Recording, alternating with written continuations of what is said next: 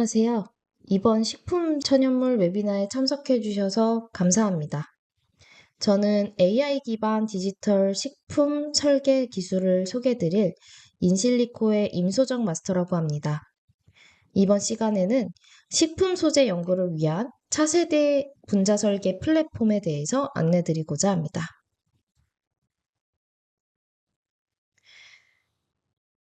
목차를 먼저 안내드리자면 먼저 저희 회사인 인실리코에 대해서 간단하게 소개를 드릴 거고요.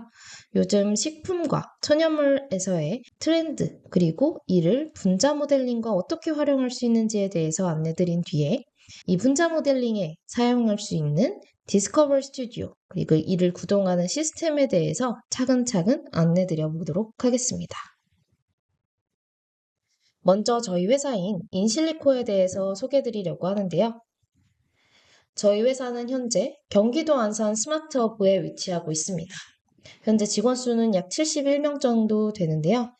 저희 회사는 IT와 소재를 융합한 기술로 글로벌 선도 기업이 되자라는 이념을 가지고 회사를 꾸려나가고 있습니다. 저희 회사는 2002년부터 디스커버 스튜디오를 판매하고 교육하고 컨설팅하는 역할을 하고 있는데요. 이를 통해서 생체 내 실험에 있는 인비보와 생체 외 실험에 있는 인비트로와 같이 컴퓨터 실리콘 기판 위에서 실험할 수 있는 인실리코 기능을 통해 IT와 소재를 융합하고 있습니다. 따라서 저희 회사는 인실리코라는 사명을 가지고 있고요. 현재 사업 영역은 테크놀로지 서비스와 프로덕트, 크게 두 가지로 나뉘고 있습니다.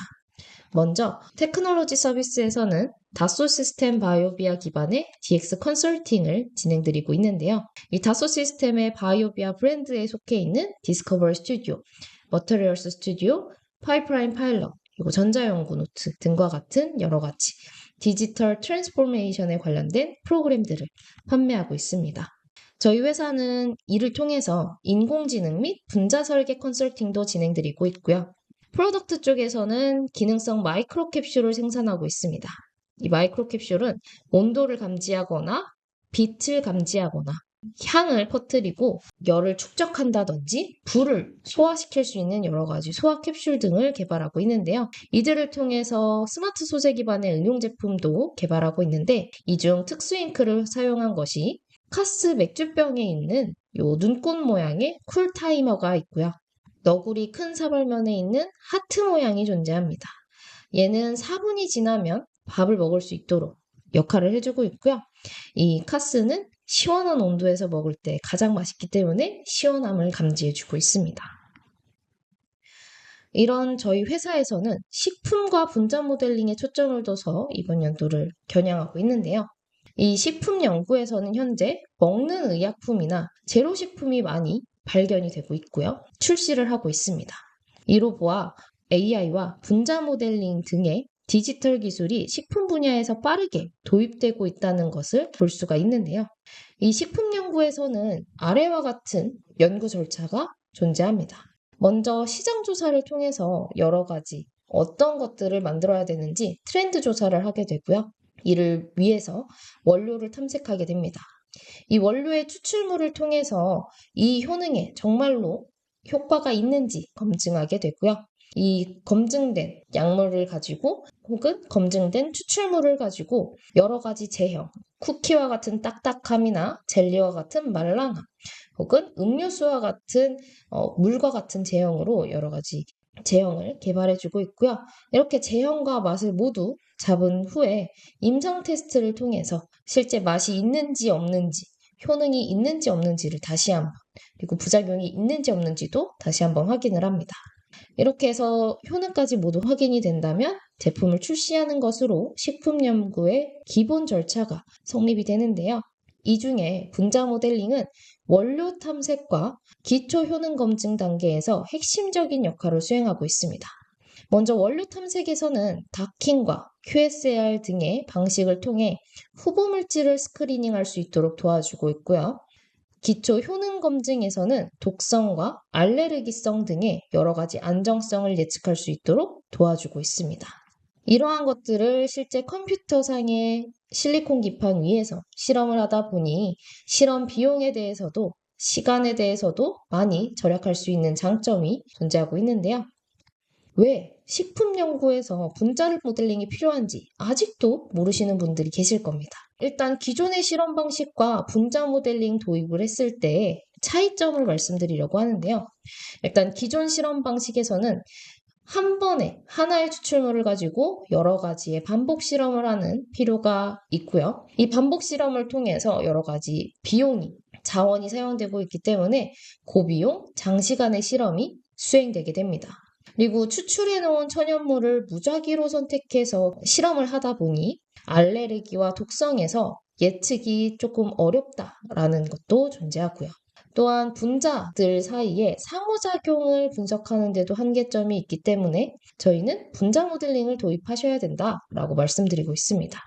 이 분자 모델링을 도입하게 된다면 반복 실험을 컴퓨터로 대체할 수가 있기 때문에 실험 전에 예측하여서 반복 실험을 줄여줄 수가 있고요. 반복 실험이 줄어듦에 따라서 비용도 줄어들고 시간도 단축시킬 수 있기 때문에 많은 시간과 비용이 절약이 됩니다. 그리고 스크리닝을 통해서 후보 물질을 선정하기 때문에 다양한 천연물을 모두 테스트해 볼 필요가 없고요. 그 천연물 안에서도 어떤 물질이 정확하게 결합을 하는지, 적용을 하는지를 확인할 수가 있습니다. 그렇기 때문에 알레르기와 독성을 사전에 예측할 수가 있고요. 또한 이들 독성이 왜 있는지를 탐색하기 위해 단백질과 리간드, 즉 분자들 사이의 결합을 모사해주고 있습니다. 이러한 많은 장점이 있기 때문에 요즘에는 실험이 아니라 설계를 시작으로 해서 식품을 연구하는 시대에 도래했다라고 하고 있습니다. 이런 분자 모델링이 필요하기 때문에 저희가 오늘 디스커버 스튜디오라는 분자 모델링 소프트웨어를 소개드리고자 합니다. 이 디스커버 스튜디오는 분자 모델링 시뮬레이션 소프트웨어라고 하는데요. 분자 모델링이라 함은 아래 사진에 보이는 바와 같이 3차원 혹은 2D 형태로 화합물과 단백질의 구조를 생성해주는 모형을 만드는 과정을 의미하고요. 시뮬레이션은 이들 사이의 상호작용이나 시간의 흐름에 따른 거동을 모방하는 여러 가지 실험을 시뮬레이션이라고 합니다.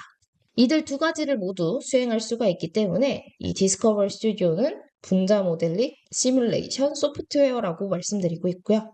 요즘은 제약, 바이오, 식품, 화장품 등의 분야에서 모두 사용하고 있습니다. 장점으로는 아까 앞서 말씀드린 것처럼 초보자도 쉽게 사용할 수 있는 마우스 클릭만으로 사용할 수 있는 장점이 있고요.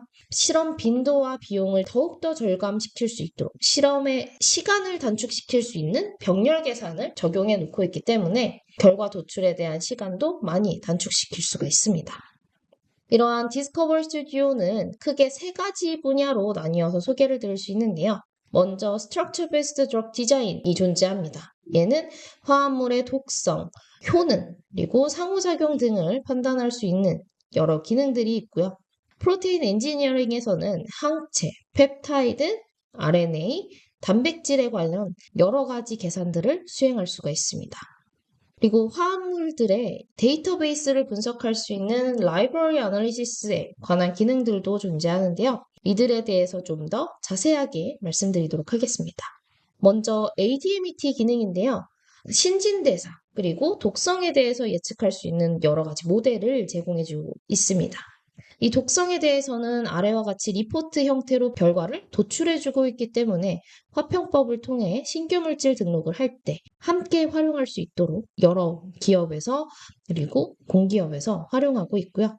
이 ADMET는 오른쪽에 있는 QSR을 통해서 생성이 된 모델들입니다.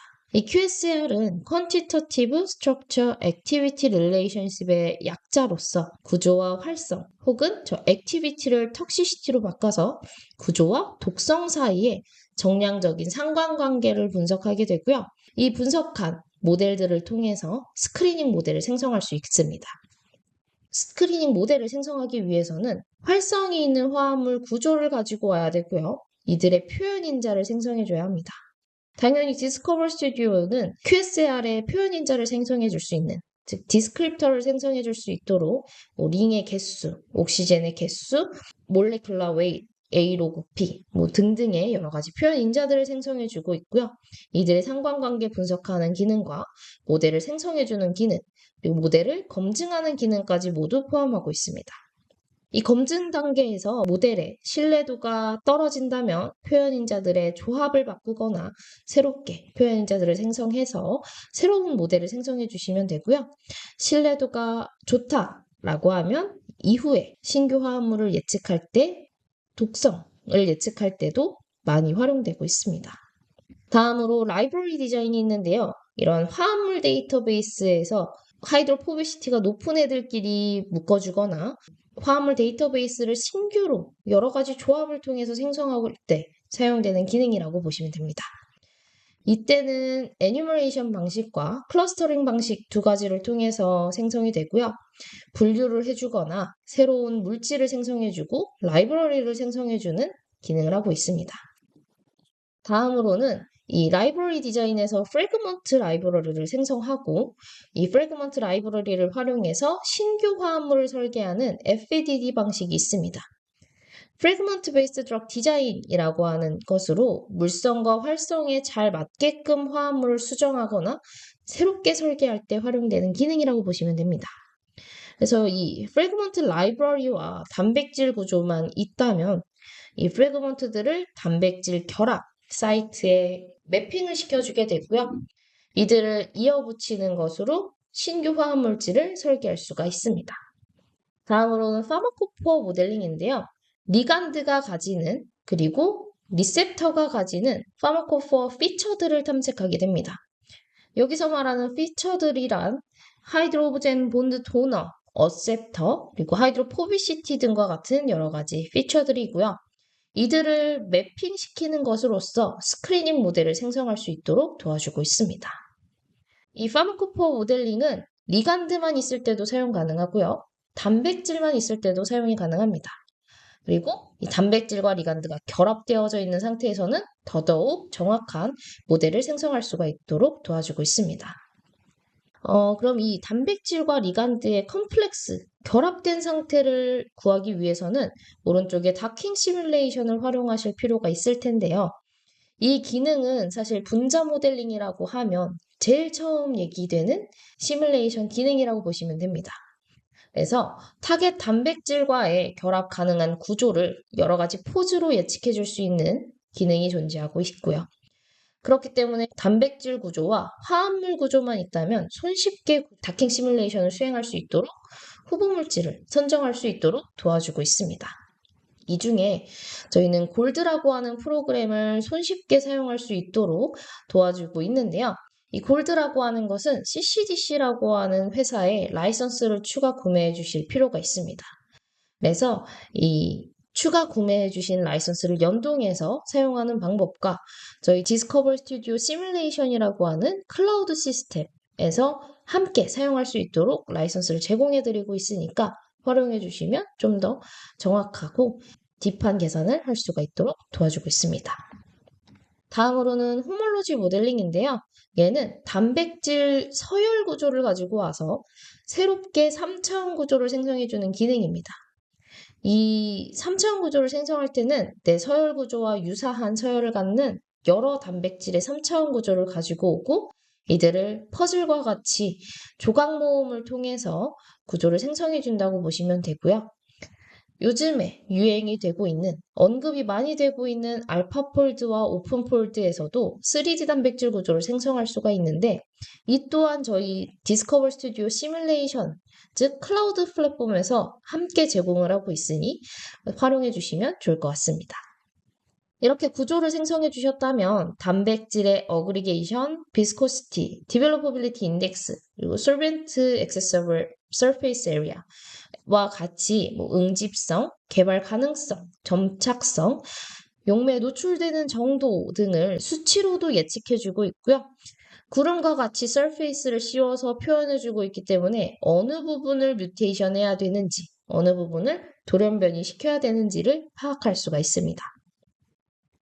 이 파악된 돌연변이 부위는 실제 돌연변이를 시켜야 되기 때문에 돌연 변이를 주어야 되기 때문에 단백질과 항체에서 돌연 변이를 예측하고 구조를 생성해 줄 수 있는 기능도 포함되어져 있는데요. 단백질 사이에서의 결합력이나 단백질 자체 혹은 항체 자체의 폴딩을 변화시키는 형태, 그리고 다이설파이드 브릿지를 생성해주고 위치를 탐색해주는 기능까지 모두 포함되어져 있습니다. 이들을 모두 수행해서 구조를 새롭게 생성해 주셨다면 몰레큘러 다이내믹스 시뮬레이션이라는 기능을 통해서 시간 흐름에 따른 구조의 움직임을 그리고 에너지를 예측해주는 이 몰레큘러 다이내믹스 시뮬레이션을 통해서 안정성을 한 번 더 검증해 줄 수가 있는데요. 이 검증 단계에서 키 레지듀에 대한 확인, 폴딩의 안정성, 그리고 구조 사이의 상호작용, 그리고 프리 에너지, 즉 자유 에너지에 대한 계산과 구조의 이동을 확인할 수가 있는데요. 실제 몰레큘러 다이내믹스 시뮬레이션을 디스커버 스튜디오를 통해서 수행하시게 되면 아래 그림과 같이 영상을 뽑아주실 수가 있습니다. 여기까지가 디스커버 스튜디오 기능에 대해서 소개를 드렸고요. 다음으로는 구동 시스템에 대해서 말씀드리려고 합니다. 실제 디스커버 스튜디오는 계산에 사용되고 라이선스가 설치되는 서버 PC가 존재합니다. 그리고 클라이언트 PC에서는 서버에 계산 명령을 내리거나 구조를 준비하고 수정하고 완료된 계산 파일에 대한 저장, 그리고 수정, 분석을 수행할 수 있도록 도와주고 있는데요. 이들 서버와 클라이언트는 별도로 구성도 가능하지만 한 대의 PC에서도 구성이 가능합니다. 앞서 계속 말씀드렸던 디스커버 스튜디오 시뮬레이션은 이 서버를 다소 시스템에서 제공해주고 있는데요. 그에 대한 차이점에 대해서 말씀드리고자 합니다. 일단 설치 버전을 저희가 각각 개인 PC에 설치할 수 있는 설치 버전은 온프레미스라고 부르고 있고요. 디스커버 스튜디오 시뮬레이션과 같이 플랫폼을 통해서 수행할 수 있는 것이 클라우드라고 간단하게 명명하고 있습니다. 이 온프레미스 버전과 클라우드의 차이점을 차근차근 말씀드려 보려고 하는데요. 일단 계산 서버의 구비, 필요 여부입니다. 온프레미스 버전은 각각 개인이 구비해 주시는 PC에 직접 저희가 방문해서 설치해 드리는 것으로 사용하실 수가 있는 거고요. 클라우드는 디스커버 스튜디오 클라우드를 구동할 수 있는 클라우드 서버를 다소 시스템에서 제공을 하고 있습니다. 이로 인해서 온프레미스 버전은 준비해 주시는 사양에 따라 계산 속도가 천차만별로 다를 수 있지만 클라우드는 계속해서 계산 속도를 빠르게 유지할 수 있도록 장비를 구성해 주고 있습니다. 또한 클라우드는 웹 플랫폼에서 사용할 수 있도록 되어져 있기 때문에 웹 플랫폼에서 사용할 수 있는 추가적인 플랫폼들이 존재하고 있고요. 또한 앞서 계속해서 안내드렸던 알파폴드, 오픈폴드, 골드와 같은 그리고 여러 가지 QSR 모델을 손쉽게 생성할 수 있도록 여러 가지 기능들을 추가적으로 제공해주고 있습니다. 이중 QSR 모델 생성은 온프레미스 버전에서도 클라우드 버전에서도 가능하지만 클라우드 버전에서가 좀 더 손쉽게 생성할 수 있도록 도와주고 있다고 보시면 좋을 것 같고요. 이 디스커버 스튜디오의 업데이트 주기는 설치 버전은 1년, 클라우드 버전은 2에서 3개월 정도 된다고 보시면 되고요. 라이선스는 아무래도 클라우드를 대여해드리는 방식이기 때문에 연간 사용 라이선스밖에 클라우드는 없지만 온프레미스 버전은 본인의 PC에 평생 사용할 수 있는 영구 사용을 라이선스가 존재하고 있기 때문에 좀 더 저렴하게 이용하실 수도 있을 것 같습니다. 다음으로 라이선스 타입인데요. 플로팅 타입과 토큰 타입 중 선택이 가능한 것이 온프레미스 버전이고요. 클라우드는 크레딧으로 라이선스를 가지고 있습니다. 앞서 말씀드렸던 추가적인 플랫폼에 대해서 좀 더 설명을 드리려고 하는데요. 일단 디스커버 스튜디오를 실행할 수 있는 이 버튼이 존재하고 있고요. 이 디스커버 스튜디오와 연관지어서 AI를 통해서 약물을 새롭게 디자인할 수 있는 Generative Therapeutics 디자인이라고 하는 기능도 포함되어져 있습니다. 말씀드렸듯이 이 Generative Therapeutics 디자인, 줄여서 GTD라고 하는 것은 DS와는 별도로 라이선스를 추가 구매해 주셔야 되는 거고요. 그 이외에 있는 아래 8가지 기능은 실제 디스커버리 스튜디오 시뮬레이션만 구매하셔도 GTD와 함께 구매하셔도 모두 이용할 수 있는 기능이라고 보시면 됩니다. 그렇다면 실제 이 3D 익스피리언스 플랫폼의 접속 상태에 대해서 한번 보여드리고자 합니다. 그래서 보시는 바와 같이 웹 플랫폼으로 접속해 주시면 되고요. 각각의 탭을 통해서 기능들, 여러 가지 플랫폼 기능들을 사용할 수가 있고요. 이 컴퓨테이셔널 케미스트라는 버튼, 그리고 저 디스커버리 스튜디오 시뮬레이션이라는 버튼을 눌러주시면 실제 디스커버리 스튜디오를 띄워서 사용하실 수 있도록 도와드리고 있습니다. 이 클라이언트가 뜨는 방식, 그리고 구동되는 보여지고 있는 UI 방식은 온프레미스 버전과 클라우드 버전이 모두 동일하다고 보시면 되고요. 계산에 사용되는 서버를 선택하는 창이 어느 위치냐에 따라서 달라지기만 한다고 생각해 주시면 좋을 것 같습니다. 여기까지가 디스커버리 스튜디오와 함께 식품 분자 모델링에 대해서 설명을 드린 거고요. 추가적으로 궁금하신 사항이 있으시다면 Q&A를 주셔도 되고요.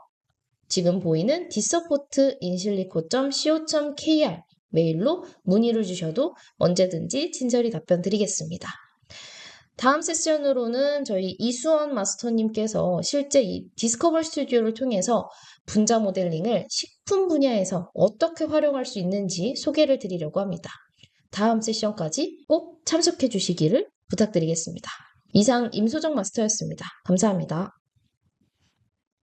안녕하세요. 이번 식품 천연물 웨비나에서 논문 소개와 시연 세션을 맡은 인실리코 DX 사업본부의 이수원 마스터입니다. 이번 시간에는 신규 식품 소재 개발 분야에서 주목받고 있는 최신 연구 트렌드인 분자 모델링 기법을 활용한 다양한 연구 사례들을 소개해드리고자 합니다. 세션은 다음과 같은 구성으로 진행됩니다. 먼저 오늘 소개해드릴 리뷰 논문에 분자 모델링을 활용한 연구 사례들을 간단히 설명드릴 예정이고요. 이후에는 해당 연구들을 바탕으로 실제로 어떤 후속 연구를 수행할 수 있을지 디스커버리 스튜디오를 활용하여 간단한 시연을 통해 살펴볼 예정입니다. 전체 세션 시간은 약 20분 정도 예상하고 있습니다. 그럼 먼저 논문부터 소개해드리겠습니다. 이번에 소개해드릴 논문은 인실리코 기반의 분자 모델링 기법을 통해 다양한 맛 수용체의 구조적 특성을 분석하고 이를 기반으로 실제 실험에서 맛 조절제를 발굴한 사례들을 정리한 리뷰 논문이며 제목은 Sweet Umami and Bitter Taste Receptors: State of the Art of In Silico Molecular Modeling Approaches입니다. 이 논문에 수록된 연구들은 대부분 계산 기반의 시뮬레이션 기법을 활용을 하여 맛 수용체의 입체 구조를 예측하고 맛 분자들이 여기에 어떻게 결합하는지를 분석하여 최종적으로 새로운 맛 조절제를 식별한 사례들을 다루고 있습니다. 그래서 주로 사용된 방법들은 호몰로지 모델링을 통한 단백질 구조 생성, 그리고 분자 도킹을 통한 단백질과 이 맛 조절제 간의 결합 구조 예측 및 분석, 또 이어서 분자 동력학 시뮬레이션이라는 것을 활용하여 이들의 결합 안정성을 평가하기까지 이러한 것들을 활용을 하여 표적 수용체는 단맛, 감칠맛, 쓴맛을 인식하는 GPCR 계열의 단백질들에 대한 내용이 되겠습니다. 이런 방법들을 사용을 해서 맛 수용체와 맛 분자 간의 복잡한 상호작용을 분자 수준에서 이해하는 데 중요한 정보를 얻게 되고 이것을 기반으로 새로운 맛 조절제를 설계할 수 있게 됩니다. 결국 우리가 맛을 인지한다는 것은 음식을 섭취할 때 입안에 들어온 물질이 혀에 닿으면서 시작되는데요. 이 혀에는 미뢰라는 감각기관이 존재하고 그 안에 맛 수용체가 자리 잡고 있습니다. 결국 이 수용체의 맛을 유발하는 분자들, 즉 맛 조절자가 결합하게 되면서 맛 인지가 일어나게 되는 것이죠. 그 중에서도 오늘은 특히 GPCR 단백질에 결합하는 단맛, 쓴맛에 대해서 집중적으로 살펴볼 예정입니다. 이 두 가지 맛을 유도하는 분자들이 미뢰에 있는 GPCR 수용체에 결합하게 되면 GPCR이 활성화 상태로 전환이 되고 이 과정에서 세포 내 도메인들의 구조 변화가 일어나는데요. 이 구조 변화라고 하는 것은 여기에 맛 조절제가 GPCR에 결합을 하게 되면 이 GPCR 하위에 붙어있던 G알파, 베타, 감마 도메인들이 해리가 일어나면서 각각의 이펙터들과 결합을 하게 되고 그리고 이 상태를 GTP, 바운드 스테이트, 그러니까 GPCR의 액티브 스테이트라고 말하게 됩니다. 그래서 이러한 스테이트를 보이는 구조를 갖게 되면 결국 캐스케이드, 후속 작용에 의해서 신호 전달이 이루어지게 되고 이 신호가 뇌에 도달하게 됩니다. 이렇게 신호가 뇌에서 해석되면 우리가 바로 단맛, 쓴맛, 감칠맛을 느끼게 되는 것이죠. 결론적으로 맛을 유발하는 물질과 GPCR 수용체 간의 결합은 우리가 맛을 느끼는 데 있어 가장 핵심적인 과정이라고 볼 수가 있는데요. 따라서 이 결합 과정을 구조적 관점에서 분석하고 이를 바탕으로 맛 조절 물질을 설계하고자 하는 것이 이번 세션의 핵심입니다. 맛 인식의 분자적 메커니즘과 결합 양상을 규명하기 위해 우리는 분자 모델링이라는 컴퓨터 기반의 시뮬레이션 기법을 활용할 건데요. 이와 관련된 컴퓨테이셔널한 어프로치는 굉장히 보시는 바와 같이 다양하지만 이번 세션에서는 그 중에서도 특히 분자 모델링 하위에 스크리닝, 도킹, 그리고 분자 동력학 이 세 가지 접근법을 중심으로 살펴보겠습니다. 먼저 소개해드릴 연구는 샤오동 그룹의 2010년에 발표한 연구입니다. 이 연구에서는 호몰로지 모델링과 몰레큘러 더킹 기법을 활용하여 단맛 증진제 인식의 중요한 단백질 잔기들을 규명했는데요. 인간 단맛 수용체 T1R2에 VFT라는 도메인이 있는데 좌측 그림에 이렇게 GPCR의 막관통형 도메인들이 있고 여기 세포의 영역에 있는 VFT 도메인을 제 주요한 포인트로 잡았습니다. 그래서 이 빨간 점선 영역에서 단맛 유도체인 스크로즈와 단맛 증진제인 SE3를 도킹한 결과 라이신 65번, 그리고 류신 279번, 아스파라트산 307번 이 자리들이 증진제와 밀접한 상호작용을 하는 것으로 확인되었습니다. 두 번째는 DPGO 그룹에서 2019년에 발표한 연구로 이 연구에서는 단맛, 쓴맛, 감칠맛을 유도하는 분자들이 단순한 특정 화합물에 한해서 인지를 유발하는 것이 아니라 펩타이드나 단백질 그 외의 여러 가지 화합물로부터도 결합이 일어나며 신호 전달을 할 수 있다는 것이 알려졌습니다. 그래서 특히 여러 연구 그룹에서는 설탕이 아닌 분자들이 단맛 수용체의 반응을 증폭시킬 수 있으며 이를 통해서 단맛은 유지하면서도 설탕, 우리가 걱정하는 당 섭취를 줄일 수 있는 가능성에 주목하였고요. 이러한 인사이트는 대체 감미료 및 식품 설계에 매우 중요한 기반이 되었죠. 이어서 2011년 양 그룹의 연구에서는 호몰로지 모델링과 몰레큘러 다킹을 통해 아스파탐과 네오탐과 같은 인공감미료의 결합 부위를 상세히 분석했습니다.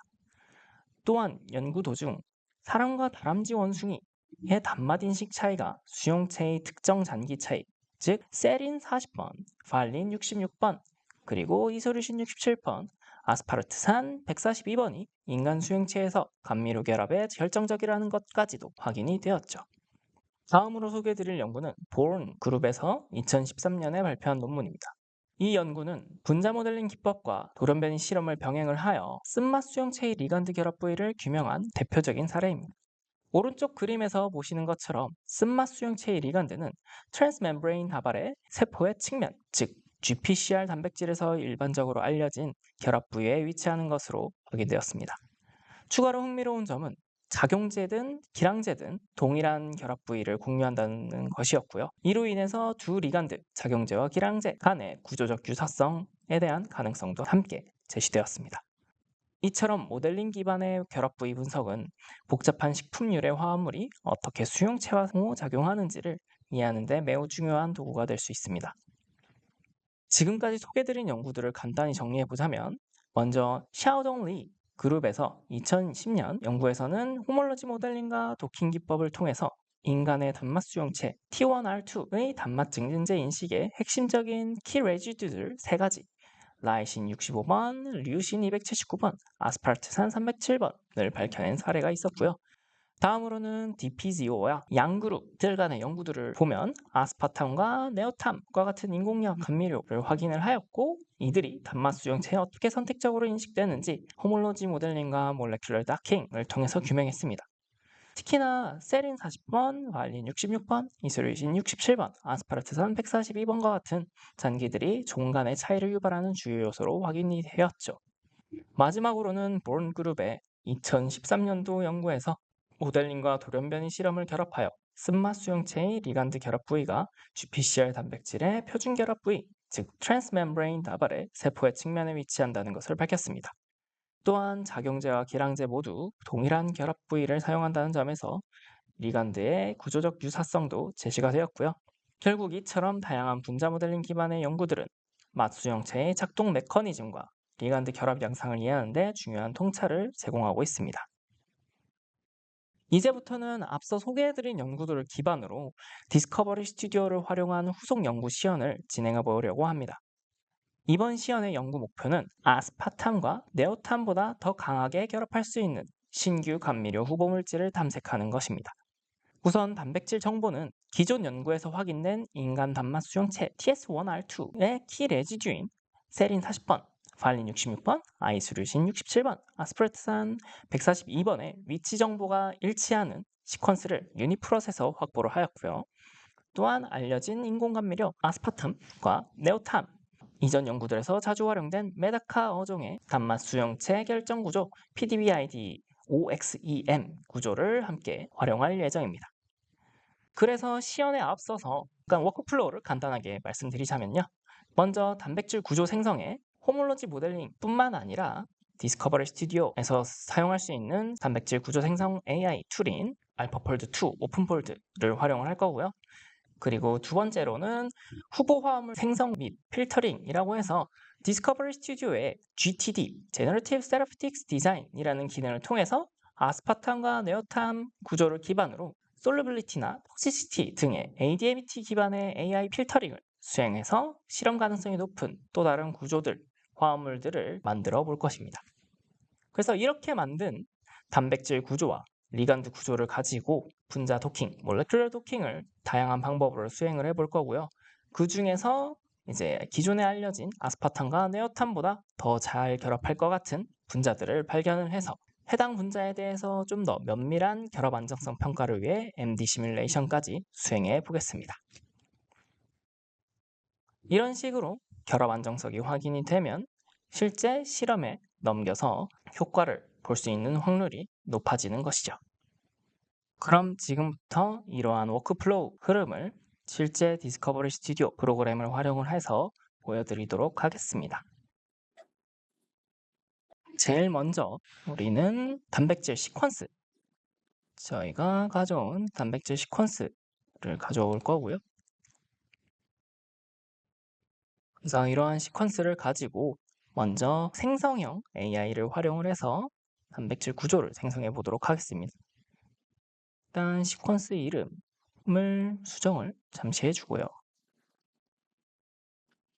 이 시퀀스에 대해서 상단 툴셋 매크로모레큘스를 눌러주고 여기서 활성화되는 좌측의 툴 리스트 중에서 모델 프로틴 스트럭처스 하위에 프리딕트 프로틴 스트럭처스가 있습니다. 해당 기능은 머신러닝 기법, 그러니까 인공지능을 활용을 해서 시퀀스를 넣어주면은 단백질 구조를 만들어주는 AI 툴이 되겠고요. 그래서 이렇게 시퀀스만 넣어주고 런 버튼을 눌러주면 구조가 만들어지게 되는 것입니다. 조금 자세히 말씀드리면 모노머 구조를 생성할 때는 오픈폴드라는 AI가 쓰이고요. 멀티머 구조를 생성할 때는 알파폴드2가 작동하게 됩니다. 그래서 런 버튼을 눌러주면 계산이 돌아가게 되고 이번 세션에서는 계산 시간을 줄이기 위해서 미리 계산이 완료된 파일들을 가지고 결과를 보도록 하겠습니다.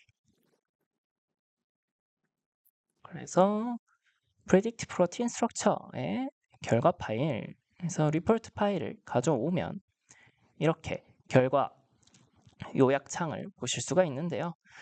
결과를 말씀드리자면 구조가 하나 만들어졌고 여기서 사용되는 지표, 매트릭들은 전부 다 알파폴드를 사용하는 것과 동일하게 결과 값들을 보여주고 있습니다. 그래서 먼저 결과 구조, 뷰 리절트 버튼을 통해서 어떤 구조들이 이 시퀀스로부터 만들어졌는지 확인이 가능하고요.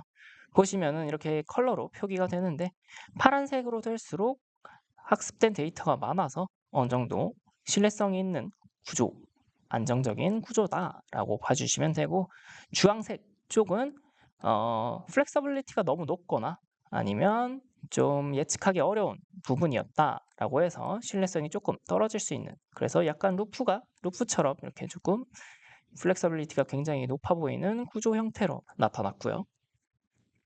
그리고 결과 매트릭들도 이런 식으로 알파폴드와 결과와 비슷하게 모든 피규어나 표들을 확인하실 수가 있습니다. 그래서 이 구조를 호몰로지 모델링의 템플릿 중 하나로 우리는 사용을 할 거고요. 그럼 이어서 호몰로지 모델링 작업도 진행해 보도록 하겠습니다. 빌드 호몰로지 모델이라고 해서 저희는 여기서 만든 AI와 그리고 OXEM, 마데카 피쉬의 마수형체 결정 구조를 활용을 해서 호몰로지 모델링을 해볼 건데요. 이 파일들을 불러오게 되면 이렇게 호몰로지 모델링을 위해 정렬된 시퀀스들이 있고, 그래서 이게 저희가 찾은 유니프로트에서 가져온 시퀀스, 휴먼 마수형체의 시퀀스고, 여기에 OXEM 시퀀스를 정렬을 하였고, 그리고 이전에 만든 AI로 만든 구조도 같이 나와 있습니다. 그래서 이러한 것들을, 정보들을 모두 활용을 해서 호몰로지 모델링을 수행할 건데요. 호몰로지 모델링 수행 같은 경우에는 먼저 이 두 구조를 하나의 그룹으로 합쳐줘야 됩니다. 그래서 이거를 복사해서 여기에 붙여넣기 한 다음에 상단에 매크로모레큘스를 눌러주시고 그 하위에 모델 프로틴 스트럭처스로 가주시면 빌드 호몰로지 모델스가 있는데요.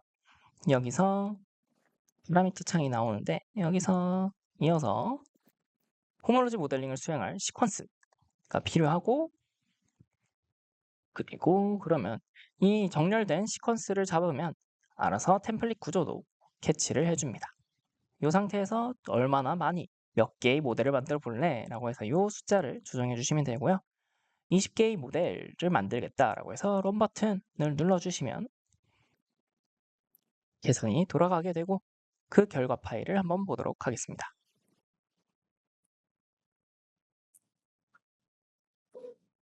그래서 호몰로지 모델 결과 리포트를 한번 보시면 이렇게 주로 PDF 토탈 에너지 그리고 PDF 피지컬 에너지 톱 스코어를 보여주게 되는데요.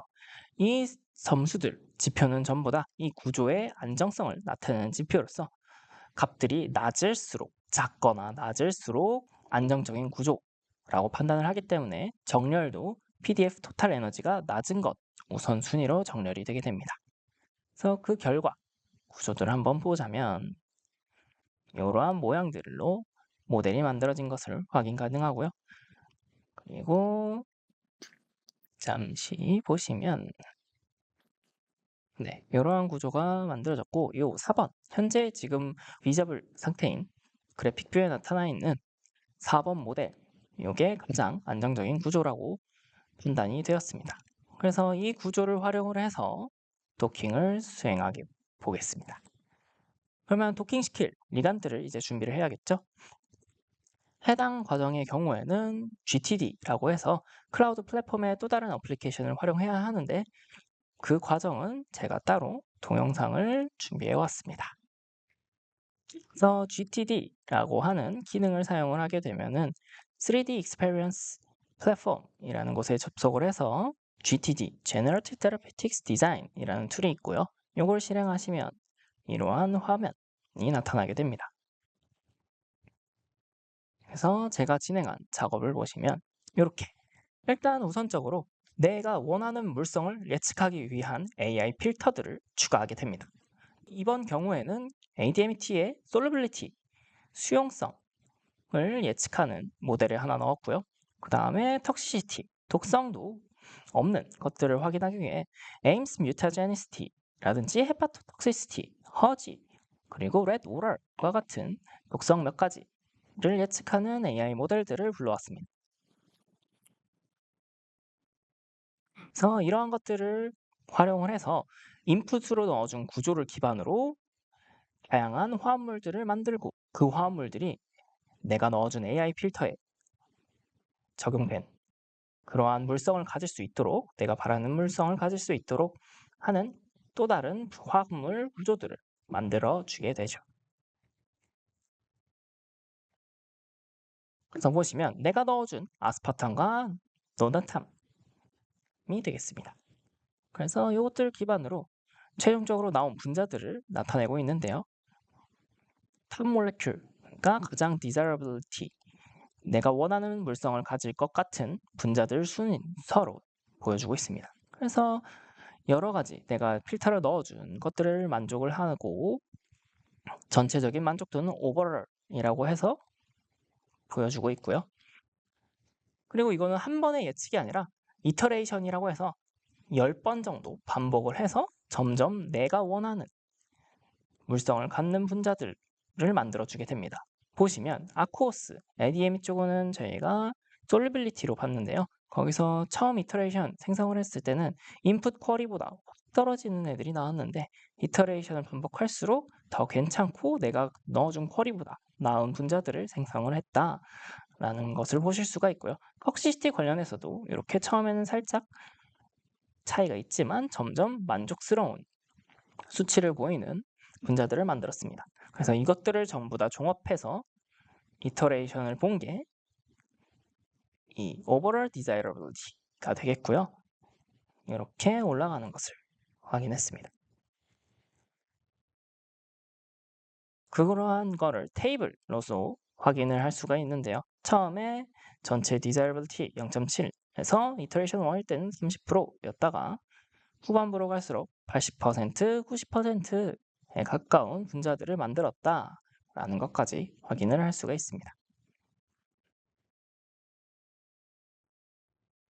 그래서 결국 최종적으로 만들어진 100개의 분자들이 나왔었는데요. 해당 분자들을 도킹시킬 리간드로서 사용을 했었습니다. 그래서 이 GTD molecules를 가져왔고요. 보시면 잠시 윈도우를 정리를 하고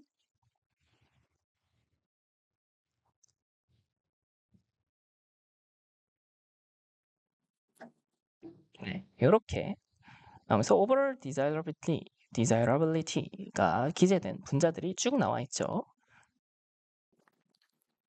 이렇게 이러한 분자들이 생성되었습니다. 그래서 실제 도킹할 때는 기존 분자들과의 비교를 위해서 기존 분자 아스파탐과 그 다른 감미료 분자들 2개를 추가로 해서 총 102개에 대한 리간드로 도킹을 수행하였습니다. 그래서 지금까지 구조 준비 과정이었는데요.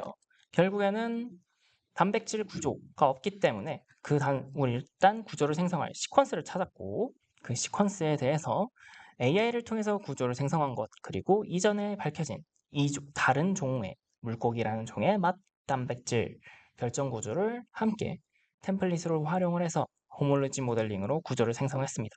이렇게 만들어진 단백질 구조를 준비했으면 이전에 알려진 감미료 분자들 2개를 기반으로 그거를 포함한 또 다른 그리고 더 강력한 분자를 도킹시킬 분자들 그룹들을 GTD라고 하는 AI 툴로 분자를 만들었고요. 이렇게 AI를 활용해서 구조들을 만든 다음 이제 도킹을 통해서 실제 상호작용이 기존에 알려진 것들보다 얼마나 더 강력한 것이 있을 것인지를 확인해 보려고 합니다. 그러면은 한번 구조를 가져보도록 하죠.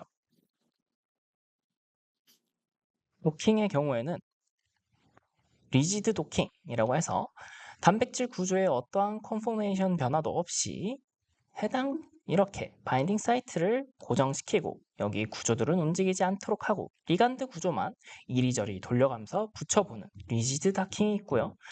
두 번째로 플렉서블 다킹까지 한번 수행을 해봤는데요. 플렉서블 다킹이라고 하는 것은 이렇게 바인딩 사이트가 있으면 내가 원하는 특정 키 레지듀에 한해서 조금 컨포머의 다양성, 플렉서블리티를 고려한 도킹 방법이 되겠습니다. 그래서 지금 보시면 여기를 바인딩 사이트로 잡았는데요. 그 이유는 우리가 알고 있는 키 레지듀들 연구 데이터가 있으니까 그 자리들을 이렇게 표시를 해놓은 것입니다. 이렇게 두껍게 한 곳이 키 레지듀가 되는 곳들이고요. 그래서 해당 구조에 대해서 바인딩 사이트를 한번 예측을 해봤을 때 리셉터 리간드 인터랙션 툴셋에서 define and edit binding site 하위에 있는 from receptor cavities를 수행을 했을 때 가장 최우선 바인딩 사이트와 이전의 연구들로 알려진 키 레지듀들이 있는 자리와 어느 정도 겹치는 것을 확인이 되어서 이 사이트를 그대로 도킹하는 바인딩 사이트로 정했습니다. 그래서 해당 사이트에 도킹을 수행할 건데요. 도킹을 수행할 때는 립세터 리간드 인터랙션, 여기 하위에 닥 리간즈라고 해서 여러 가지가 있지만 기본적인 시다커로 수행을 했었습니다. 그래서 해당 시다커를 수행하게 되면 이런 파라미터를 보여주게 되는데요. 그래서 여기에 단백질 구조 넣어주게 되고 리간드 구조 넣어주게 됩니다. 그리고 바인딩 사이트를 찾았기 때문에 알아서 사이트에 대한 좌표와 그 부피들이 설정이 되고요. 리간드당 최대 20개의 도킹 구조를 찾아줘라 라고 설정을 해서 런을 수행했습니다. 해당 계산 또한 굉장히 오래 걸리므로 그 결과를 먼저 살펴보려고 하는데요. 시다커 결과 이렇게 140개의 약간 리간드 프랩 결과로 102개보다 조금 더 다양한 구조들이 만들어져서 총 140개의 구조들, 리간드를 가지고 도킹을 하게 됐는데 한 개만 해당 사이트에 적절하게 결합을 한 것을 알 수가 있었습니다. 그래서 뷰 리절트를 해서 봤을 때 사이트를 잠깐 꺼주고 요걸 봤을 때 이렇게 저희가 안 이 키 레지듀 근처에 결합하는 것을 확인할 수가 있었고요. 그 외에도 플렉서블 다킹을 수행했었는데 그 결과만 먼저 보여드리자면 플렉서블 다킹의 경우에는 9개의 도킹 포즈가 나타났었습니다. 다만 이 경우에는 조금 아쉬웠던 게 해당 리간드 포즈들이 전부 이렇게 키 레지듀들과 조금 거리가 벌어진 쪽이 조금 더 결합 가능성이 높다고 예측이 되어서 결국 여기서 선별된 결합 구조, 도킹 구조로는 이러한 것들이 아니라 리지드 더킹에서 나온 이 몰레큘 77번 분자의 도킹 결과가 되었습니다. 그래서 이러한 컴플렉스에 대한 좀 더 결합 타당성을 보기 위해서 MD 단계로 넘겨주게 됩니다. 그래서 MD의 경우에는 미니마이제이션이나 솔베이션, 그리고 히팅, 이퀄리브레이션, 프로덕션과 같은 다양한 단계들을 거쳐서 해당 구조의 안정성을, 결합의 안정성, 그리고 시간에 따른 다이나믹스를 관찰하면서 에너지가 더 안정화될 수 있는 포즈를 찾을 수 있게 됩니다. MD 같은 경우에는 계산 과정이 다소 복잡하고 오래 걸리기 때문에 결과 파일을 먼저 보여드리자면은 이렇게 주변에 물박스를 쌓게 되고 이러한 다이나믹스를 관찰하게 되는데요. 조금 지금 물박스 때문에 잘 안 보이니까 물을 잠시 빼주자면 이렇게 구조가 있고 리간드가 결합된 형태이다 라고 했을 때 이렇게 시간에 따라서 어떻게 움직이냐, 그리고 리간드가 잘 붙어 있는지를 확인을 할 수가 있습니다. 그래서 일단은 이번 시간에는 시연을 위해서 짧게 MD를 돌린 것인데요. 보통 100나노 이상 정도 돌리면서 에너지 변화라든지 리간드가 계속 잘 붙어 있는지 이러한 것들을 확인하면서 결합 안정성을 판단을 하고 그것까지 통과가 됐다라고 하면 해당 리간드를 실제로 합성을 해서 효능 확인까지 하게 됩니다. 그러면 다시 장표로 돌아와서 이러한 워크플로우로 수행을 하게 되었는데요. 결국 이러한 인실리코 방법의 성공으로 인해서 모델링 접근법은 식품이나 농업 분야에서 점점 더 대중화되어 가고 있습니다. 이러한 방법의 가장 큰 이점으로는 우선 아무런 정보, 아무런 사전 정보 없이 실험으로 넘어가는 것보다 이러한 컴퓨터 시뮬레이션을 통해서 어느 정도 단서를 얻은 상태에서 실제 실험을 넘어가는 것이 시행착오도 줄이면서 실험적 테스트에 필요한 비용과 시간을 단축할 수 있다는 장점이 있고요.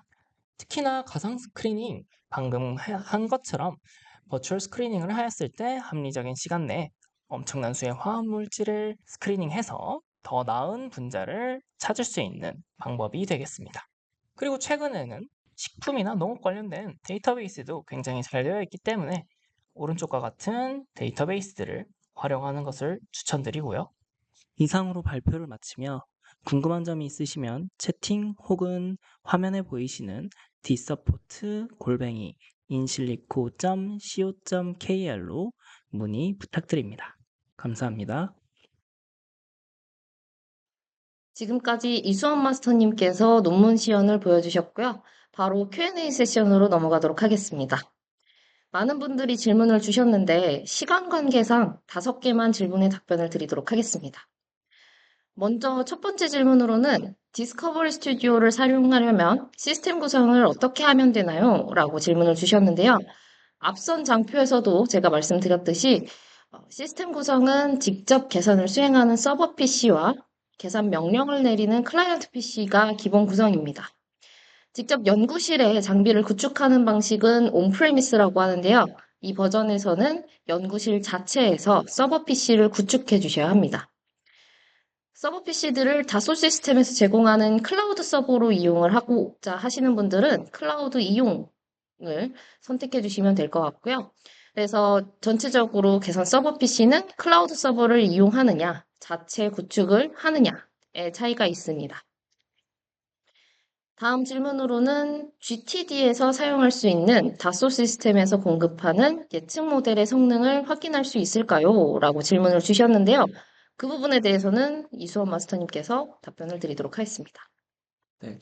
우선 답변 먼저 드리자면 GTD에서 공급되는 다소 시스템 자체에서 공급해주는 예측 모델, 물성이나 독성 등의 성질을 예측해주는 AI 모델들의 성능들은 각각 GTD에 들어가서 모델링이라는 탭이 있어요. 거기에 들어가면 각 모델의 성능 평가, 어떠한 데이터들을 학습했을 때 트레이닝 셋에 대한 퍼포먼스와 밸리데이션 셋에 대한 퍼포먼스가 어떻게 되는지, 만약에 회귀 모델이다, 어떠한 정력적 수치를 예측하는 모델일 경우에는 R스퀘어, Q스퀘어라는 코릴레이션 지표를 보여주고 있고요. 그리고 만약에 분류 모델이다라고 하면은 이제 컴퓨전 매트릭스나 ROC 커브와 같은 것으로 사용하실 AI들의 성능을 확인하실 수가 있습니다. 네, 그럼 다음 질문은 프로테인 호몰로지 모델링을 할 때 시퀀스 얼라이먼트는 어떻게 하는지 질문을 주셨는데요. 이것도 이수원 마스터님께서 답변 드리도록 하겠습니다. 네. 일단 시간 관계상 그 웨비나 내용에서는 생략을 한 과정인데요. 결국엔 해당 작업, 그러니까 시퀀스 얼라이먼트 과정의 경우에는 디스커버리 스튜디오의 이제 매크로몰레큘스 툴셋에 있는 Align Sequence to Template이라는 프로토콜을 사용해서 쉽게 수행이 가능합니다. 해당 프로토콜의 경우에는 일단 미지 구조를 가진 인풋 시퀀스와 그리고 호몰로지 모델링에 사용할 템플릿들을 찾아서 템플릿으로 사용할 구조를 준비해 주시고 웹이나 내용에 보시면 이 경우에는 OXEM이라는 사전에 알려진 결정 구조 그걸 가져왔고요. 그리고 알파폴드로 임의로 만든 3차원 구조 이 두 가지를 이 템플릿으로 선정을 해서 이 두 구조와 우리가 궁금한 구조가 궁금한 시퀀스 이 세 가지를 준비해 주시면 제가 말씀드린 Align Sequence to Template이라는 프로토콜의 파라미터에 이 시퀀스와 템플릿 구조들을 지정해 주시고 바로 런 버튼 하나만으로 시퀀스 정렬도 해주고요. 그리고 모델 그 템플릿이 되는 모델들에 대해서 구조들에 대해서 슈퍼포즈까지 된 오버랩이 된 상태까지 확인이 가능하십니다. 그리고 이 결과를 가지고 바로 다음 단계인 호몰로지 모델링 프로토콜의 인풋 파라미터로 적용이 가능해서 이 두 가지를 이어서 사용하시면 좀 더 편하게 호몰로지 모델링을 수행하실 수가 있습니다. 그리고 다음 질문으로 도킹에 관련된 게 나왔는데요. 도킹으로 결합 구조를 만들 때 단백질을 전체 구조로 하는 거랑 아니면 주요 도메인, 특별한 부분만 국수적으로 도킹하는 것과 결과의 차이가 있을까요? 라는 질문입니다.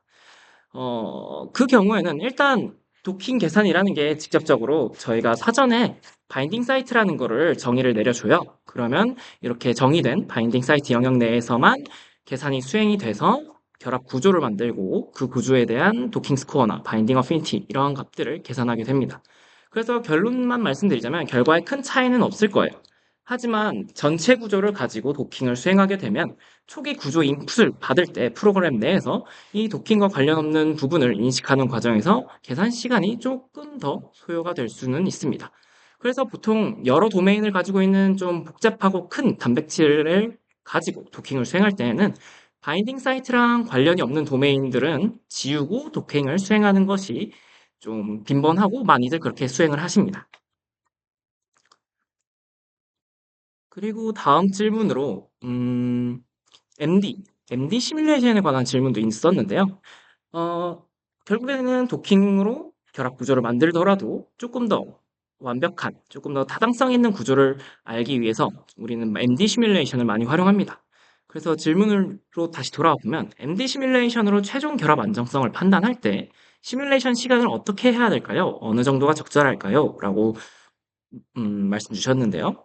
일단 물론 주어진 연구 시간이나 아니면 갖고 계신 연구 장비, 컴퓨터 스펙에 따라서 계산 속도의 차이가 있겠지만 그래도 웬만하면은 하나의 시스템, 단백질이든 단백질 리간드 간 복합체이든 100나노 세컨드 정도의 스케일로 시뮬레이션을 수행하시는 걸 권장드리며 만약에 시간이 여의치 않다면 50나노 세컨드 정도라도 수행한 분석 결과를 보시는 것이 영구적으로 의미가 있다고 생각합니다.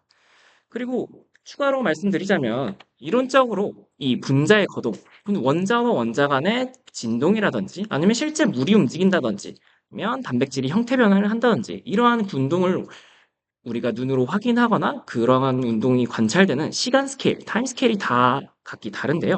그래서 이러한 것들을 시뮬레이션을 통해서 우리가 예측을 해보려고 하는 건데, 어, 특히나 아무리 단백질의 형태 변화가 엄청 빠르게 일어나는 경우일지라도 수백 나노 세컨드 타임 스케일이 소요되기 때문에 필요하기 때문에 보통의 단백질 크기에 대해서 MD를 수행하신다면 소요 시간은 3일에서 일주일 정도로 연구 계획을 잡으시고 충분히 어, 못해도 100나노 정도는 돌려보시는 것을 권장드립니다. 여기에 첨언을 하자면 3일에서 일주일 정도의 시간은 좀 고사양의 PC를 구성해 주셨을 때를 의미하는 거고요.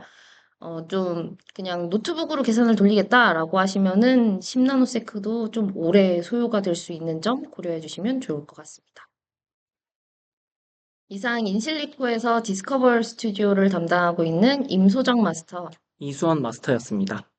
추가 질문 있으시면 dsupport@insillico.co.kr로 메일 주시면 답변 드리도록 하겠습니다. 감사합니다. 감사합니다.